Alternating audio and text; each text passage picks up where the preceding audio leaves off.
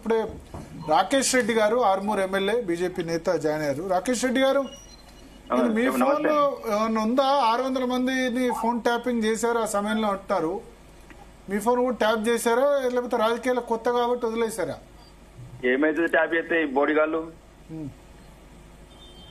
ఏమైతుందన్న ఈ కొడుకులు నా మమ్మల్ని చేస్తే అంటే మమ్మల్ని చేస్తే పర్వాలేదండి. ఇంకా రెబ్బా పటేల్ రకుల్ పిక్కింగ్ చేయడమేంది వాళ్ళు లేడీ నక్సలైట్ ఎట్టనా వాళ్ళ చేశారని మీకేమైనా ఉందా ఆధారం? ఎందుకు లేదు? ఇప్పుడు మీరు చెప్పిన హీరోయిన్స్ గౌరవనీయ మంత్రి వర్యులు కొండా సురేఖ గారు చెప్పారు. ఎట్లా తెలిసింది సమంత గారి ఇష్యూ? ఏమనుకుంటున్నారు? కొండా సురేఖ గారు చెప్పిందా విత్డ్రా చేసుకున్నారా? అది కోర్టులో నడుస్తుంది. కోర్టు కాదండి, ఒకటే చెప్తున్నాను. హైకోర్టులో ఈయన రిపోర్ట్ బయట పెట్టమనండి. ఫస్ట్ హైకోర్టు ఏదో సబ్మిట్ చేశారు.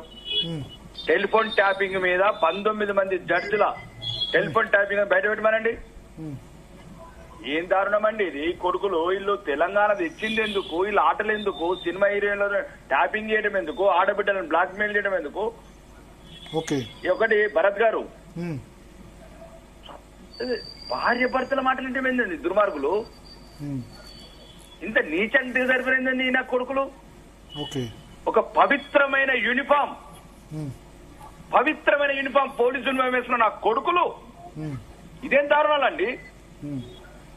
సౌదీ అయితే ఈ చట్టాలు భలే పనిచేస్తున్నాయండి వీళ్ళకు.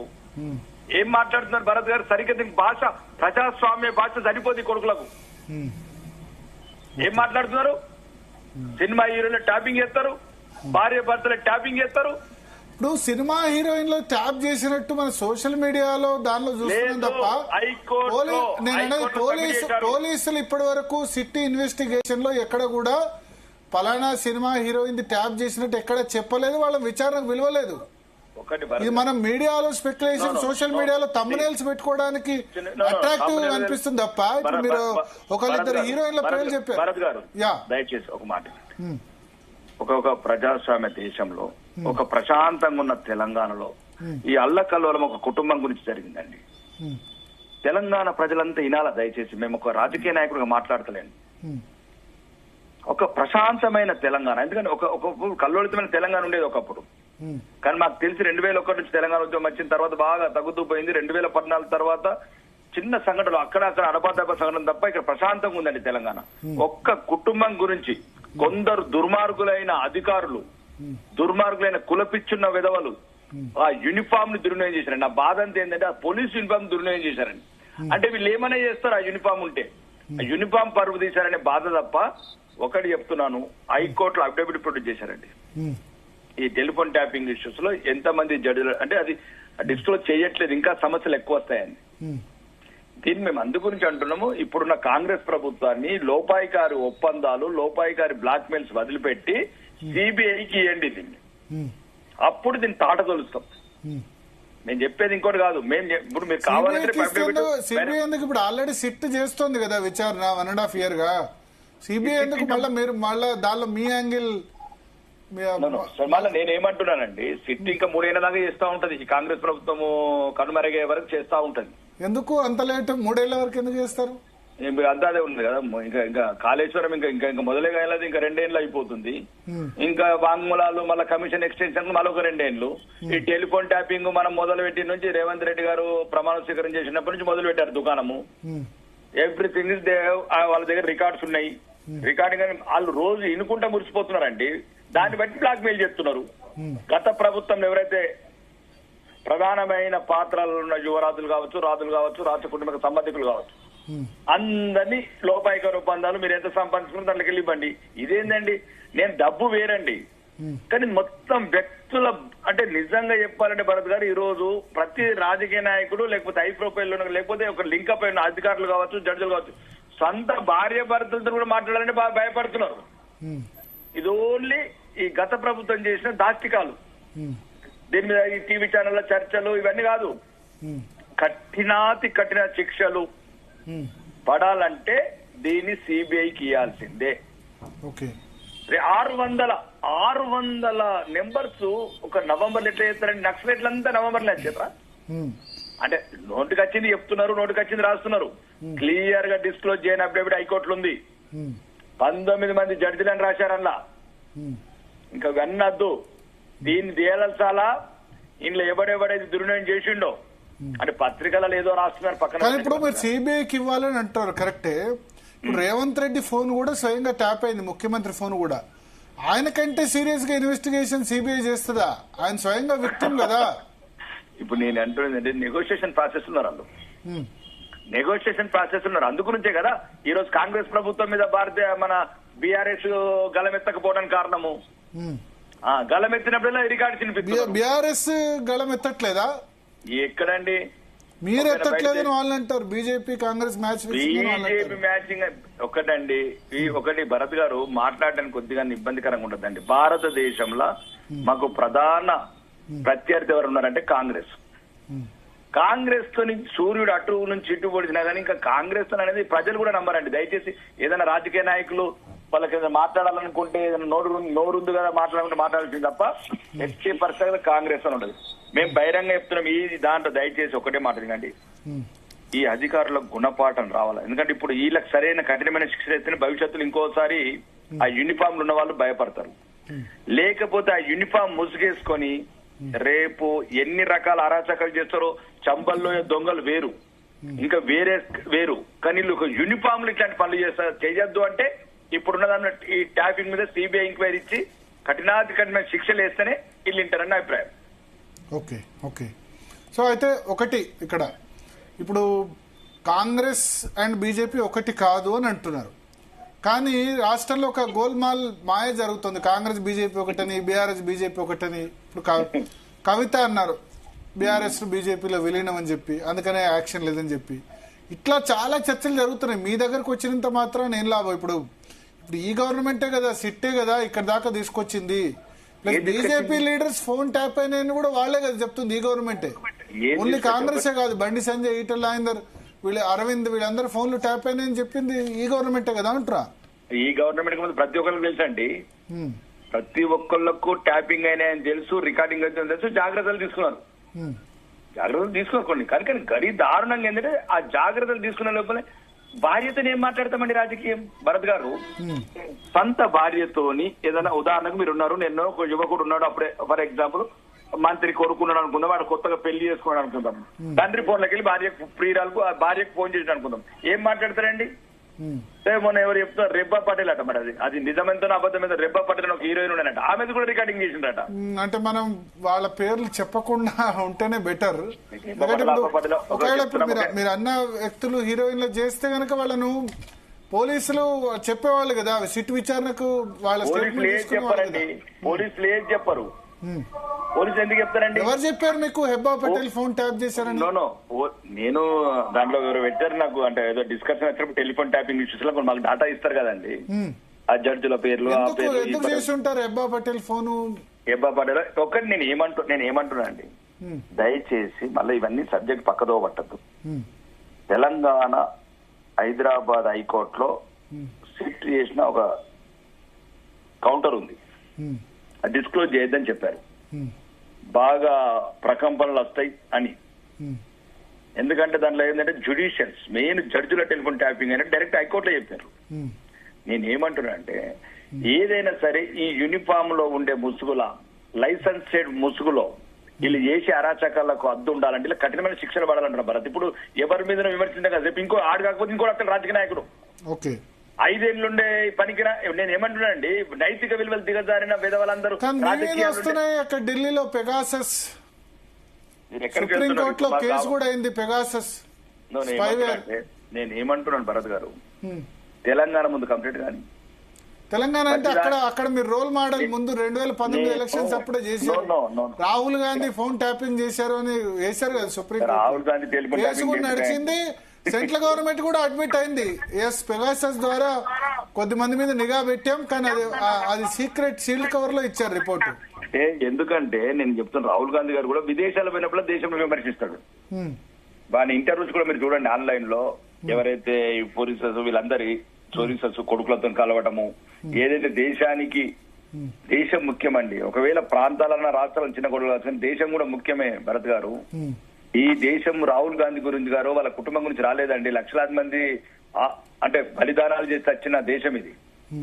కాబట్టి అది వేరే విషయం. ఇక్కడ తెలంగాణలో ఏంటంటే ఓన్లీ ఒక కుటుంబం గురించి ఇది బాగా దారుణం అంటున్నా. నేను ఎందుకు అంటున్నానంటే ఏదో ఒకళ్ళిద్దరి మీద వాళ్ళకు ప్రత్యర్థులున్నారు. ఏదో పాపం ఇప్పుడున్న ముఖ్యమంత్రి రేవంత్ రెడ్డి అప్పుడున్న ప్లీజ్ ఏంటంటే ఒక అర్థం ఉంది.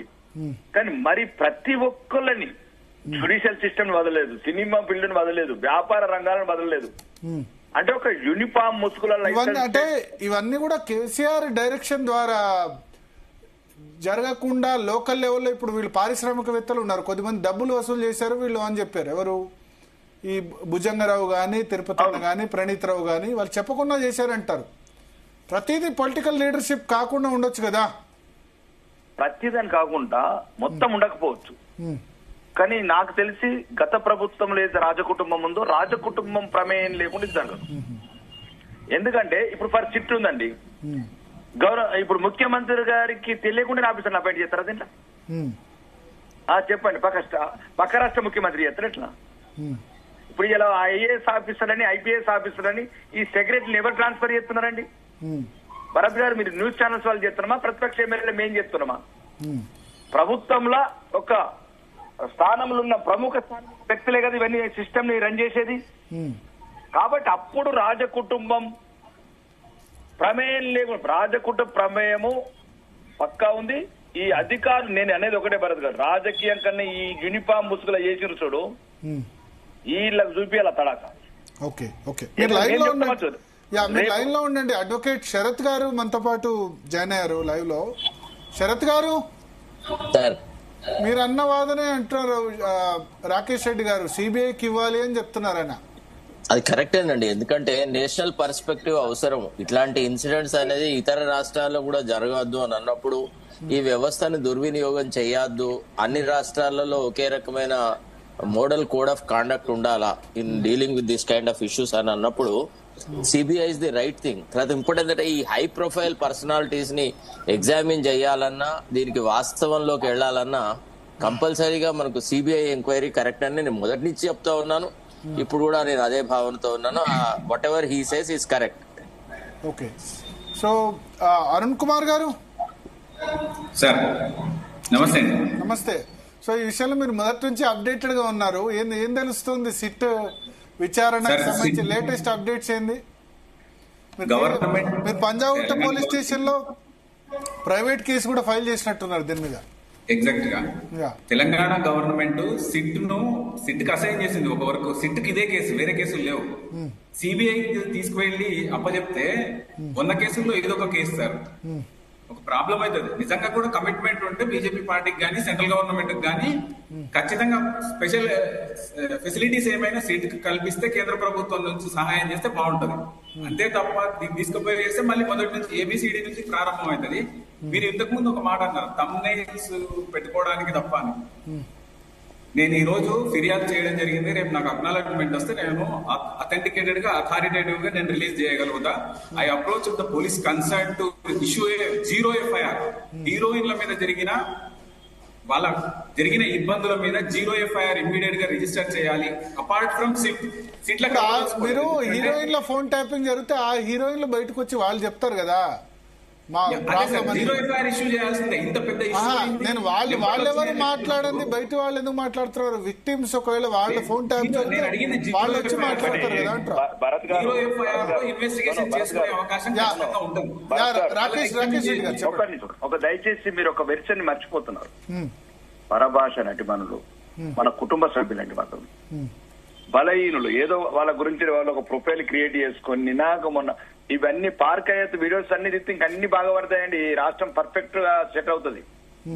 మీకు తెలియదు ఇవన్నీ, మీకు తెలిసినా గానీ ఈరోజు ఓకే ఆనెస్ట్ జర్నలిజం అని అనుకుంటున్నా తప్ప మేము హీరోయిన్ ఏదో కాదు, మా చెల్లెందని, మా కూతుర్లు, మా తల్లులు అనుకుంటున్నాం వాళ్ళని. అంటే నేను అనేది ఏంటంటే మనం ఆధారం లేని దేని గురించి సరైన ఆధారం ఎస్పెషల్లీ నేను ఏమంటా అంటే ఫిమేల్ విషయంలో, మహిళల విషయంలో తప్పేముందండి? ఇప్పుడు రకుల్ ప్రీత్ సింగ్ అని ఫర్ ఎగ్జాంపుల్ చెప్తున్నాము, తప్పేముంది? అమ్మాయి పాపం హీరోయిన్ తెలంగాణలో వచ్చింది, హీరోయిన్ హైదరాబాద్ చేసింది తప్ప ఆమె తప్పు చేసింది అనట్లేదు మేము. అట్లాంటి అమాయక బిడ్డలని, ఆడబిడ్డలని వాళ్ళు ఈ రోజు ఒక ఆధునిక భారతంలో ఒక ప్రొఫైల్ ని క్రియేట్ చేసుకున్న ఆడబిడ్డల్ని ట్యాపింగ్ చేసినట్టు తప్ప ట్యాపింగ్ తప్పేసినట్టు మేము మాట్లాడట్లేదు కదా. కాబట్టి అది మీరు అనేది తప్పు. మీరు అనే వెర్షన్ అది రాజ కుటుంబం వెర్షన్. ఇప్పుడు ఇంతకు ముందు ఎవరన్నారండి? ఇప్పుడున్న ముఖ్యమంత్రి ఏమన్నాడండి? ముఖ్యమంత్రి కాకముందు రక్కులు రావని పేర్లు పెట్టాడు. ఈ రోజు ముఖ్యమంత్రి కాగానే మాటలు మర్చిపోతామండి. మేమేమంటామండి? వాళ్ళు మా ఆయన ఎక్కడ పెట్టలేదు, రేవంత్ రెడ్డి ఎక్కడ అనలేదు. సోషల్ మీడియాలో కొంతమంది వాళ్ళు మమ్మల్ని కుటుంబ సభ్యులుగా ఫీల్ అవుతున్నాము. వాళ్ళు మా కుటుంబ సభ్యులు. ఎవరైనా హీరోయిన్స్ కావచ్చు, సినిమా అంటే మీరు అన్న పేరు అది రేవంత్ రెడ్డి ఎప్పుడు అనలేదు. అది సోషల్ మీడియాలో కొద్దిమంది ఆపోజిట్ వాళ్ళు, కాంగ్రెస్ లేకపోతే బీజేపీ వాళ్ళు అట్లా ప్రచారం చేశారు తప్ప. జగన్నాథ్ రావు ఇతన్ని ఇప్పుడు ఎవరైతే వచ్చారో ఇప్పుడు ఒకటండి, ఇది ఒకటి మీరు గమనించాల్సింది ఏంటంటే తెలంగాణ సమాజానికి ఇది ప్రమాదకరం. రేపు ఎవ్వరు కూడా భార్య భర్తలు కూడా భయపడే రోజులు తీసుకొచ్చిన గత రాజ కుటుంబాన్ని, ఆ రాజ కుటుంబం మాటలు ఇని బానిసల్లాగా భారత రాజ్యాంగం ఇచ్చిన సూపర్ పవర్ అయిన ఒక యూనిఫామ్ ని దుర్వ్యం చేసిన ఈ పెదవులని ఏ రకంగా శిక్షించినా తప్పులేదు. అది నేను చెప్పదలుచుకున్నది. అంటే రేపు ఇది వీళ్ళని శిక్షించలేదు అనుకో భరత్, రేపు ఇప్పుడున్న యూనిఫామ్ వాడు మనం శిక్ష పడాలి, దాని వెనుక ఉన్న వాళ్ళు శిక్ష పడాలి. పడలేదు తప్పించుకున్నాకో చట్టం ముసుగులా ఇంకేదైనా ముసుగులా, ఇప్పుడున్న వాళ్ళు ఇప్పుడున్న యూనిఫామ్ వాడు మమ్మల్ని ట్యాపింగ్ చేస్తాడు. ఓకే, ఇప్పుడు ట్యాపింగ్ జరుగుతుందో జరగట్లేదా ఏమంటారు? జరుగుతుందండి. ఎందుకు జరుగుతుందా? ఇప్పుడు కూడా జరుగుతుంది. మొన్న జరిగిన దానికి భయపడన్న ఆఫీషియల్స్ ఆగాలి కదా. ఇప్పుడు ప్రభాకర్, ప్రణీత్ రావు, భుజంగరావు, తిరుపతి అన్న, రాధాకిషన్ రావు వీళ్ళంతా జైలు చూసి వచ్చారు. సో ఇప్పుడు చేస్తున్న అధికారులు వాళ్ళు భయపడాలి కదా. మేము మళ్ళా రిటైర్మెంట్ అయినా సరే ఇట్లాంటి శిక్షలు సరిపోవు అంటున్నాను. ఇట్లాంటి శిక్షలు సరిపోవు, సౌదీ శిక్షలు అయితేనే కరెక్ట్. ఓకే, సో మనతో పాటు అర్థమైపోయింది. సౌదీ శిక్షలు మనతో పాటు బక్కా జడ్సన్ గారు ఫోన్ లైన్